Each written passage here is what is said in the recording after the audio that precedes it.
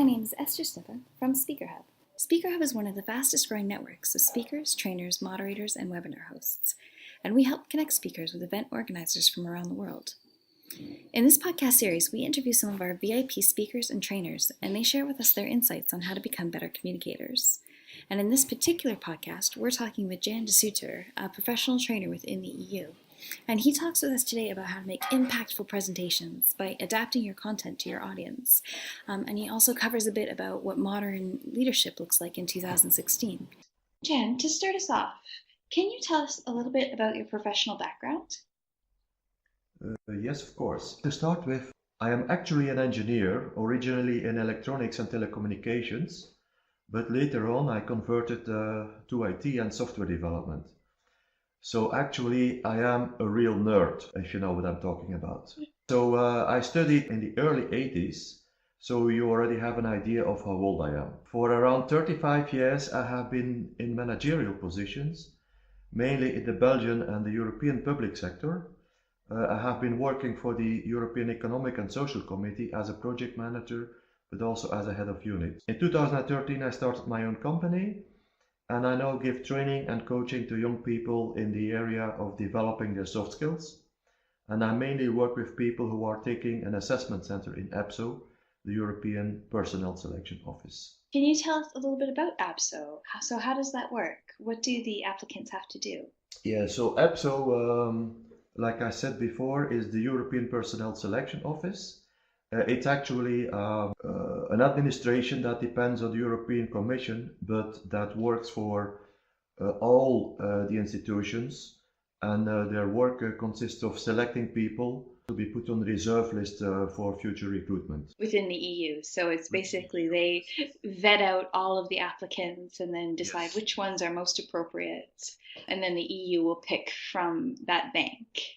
Something which is a bit particular about EPSO is that in the last stages of their selection procedure, they have what they call an assessment center. And an assessment center is not focusing on IQ tests or professional skills tests, but they are focusing on testing what they call the core competencies or the general competencies, which are nothing else than soft skills. So how did you make this transition from technology to being an expert in soft skills and helping people apply for positions in the EU? Very early on in my career, I realized that it takes much more than just technical skills to perform well at work. Now, also as a young adult, I experienced some troubles in my personal life, I might say. Because of my technical education, I was a little bit rigid as a person.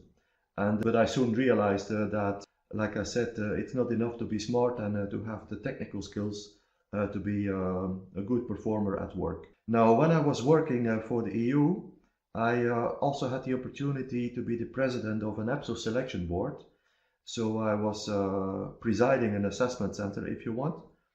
And it was a selection procedure for recruiting IT project managers. Now, I really liked that work, and that was actually the trigger that made me switch careers from being a technology manager into being a soft skills coach, if you want. What matters to become a successful professional within the EU? Well, I would say that there are actually three things that matter. A person's general intelligence, his IQ, if you want. His or her professional proficiency, you can call it the hard skills, that person's soft skills or interpersonal skills. So it is not sufficient to be smart and good at what you do for a living, but you also need to have the necessary soft skills.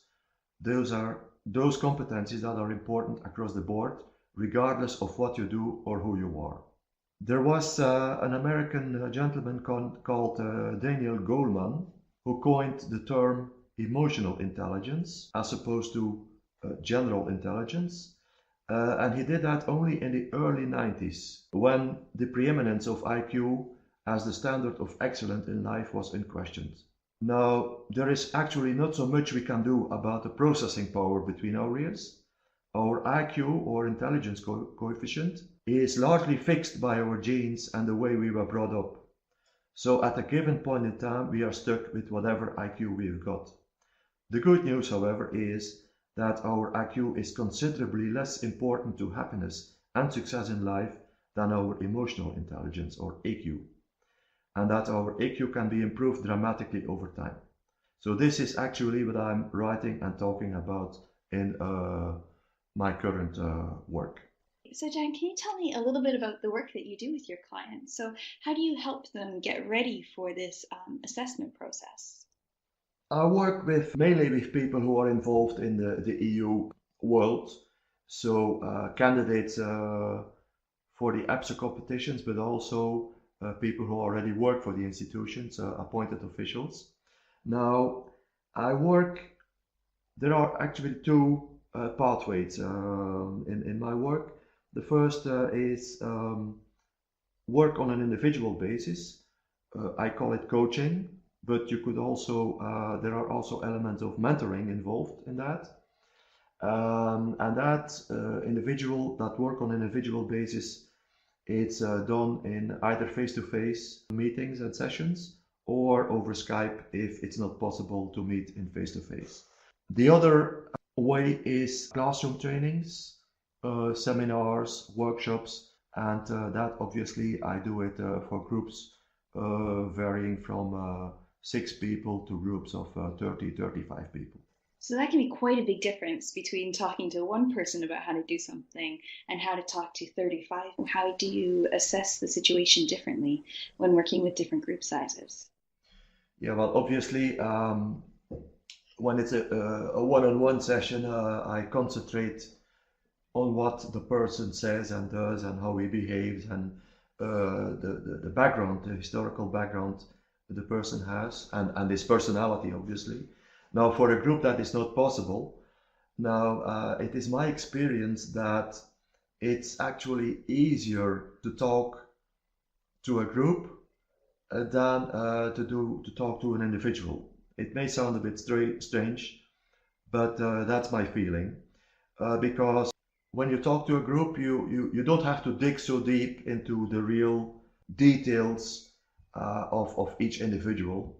So you can kind of more rely on your gut feeling if you want. And so far, it has been working out fine, I think. Yeah, it's interesting. It's counterintuitive, isn't it? You'd think that having a conversation with one person would be fairly straightforward and simple, just talking, but actually you have to dive in, and it's a little bit more unpredictable than when working with By 35. I mean, I'm not saying that you don't have to take into consideration the composition of your audience if it's a group. But I mean, you can already do some, how would I say, some research on what kind of profiles are going to attend the group, and usually people with a similar profile have a similar kind of expectation what the speaker is going to talk about and how he is going to tackle their questions. So, when you're doing a bit of this research before you get into the training, what kind of things do you look for to build these different profiles? Well, most of the people I'm talking to have university degree. Now, whether they are, let's say, technical oriented people like myself, or lawyers, or economists, or generalists, it already gives me an indication of what to expect in terms of questions from those people. Okay. What's one of the biggest things you've had to learn about communicating and sharing message, whether it's been through these one-on-one trainings or through workshops or even in conferences you've given? I would say there are in fact two things, but they are very intimately connected, let's put it like that. The first thing in communication is listening. Listening. This may sound trivial, but the truth is that most of us are not very good listeners. Frequently, when we are in a discussion or in a group, we are in our head already preparing our arguments to make our own point for when we get the opportunity to do so. So in many occasions, if we are polite, when the other person stops talking, we start talking without listening to what that person has said. In a one-on-one situation, You could say that a dialogue is not the combination of two monologues. In order to have a good dialogue, both people who are talking to each other also have to listen to each other. So that's a very important point I want to make here. Now, when talking for an audience, to more than one person, I already said the first thing you have to do is do some research on who the audience actually is and adapt your message to the audience. When you are talking for a bunch of specialists, you can use specialized language, but when you are talking to a group of people who are not really specialists in the subject matter of the talk, then you have to talk like a journalist, let's say. Make complex ideas and complex notions simple and understandable for the common layman kind of audience. So listening and adapting the message to the audience. I think these are the most important things I have learned about communication. And when it comes to like quickly adapting, have you ever gotten into a situation where you've looked at the audience and the audience really isn't registering what you're saying? How do you go about changing the rest of your talk or the rest of your training segment to adapt quickly to your audience? That's a good question. By asking them questions, asking feedback, let's say, and to adjust my understanding of who is actually in the audience, while adapting my communication to that. That leads perfectly into my last question for today, Jen, about motivation. And I wanted to know specifically what motivates you. That's an interesting question that has been on my mind for quite a number of years. Now, when I overlook my career of about 35 years, I realized that there have been two or three maybe periods that were standing out in terms of motivation and in terms of happiness at work. Now, I'm not saying that overall I had an unhappy career, but these three periods clearly stand out. So a couple of years ago, I came across a book called Drive, The Surprising Truth About What Motivates Us, by an American author called Daniel Pink. Now, for your information, Daniel Pink has also been the speechwriter for Al Gore.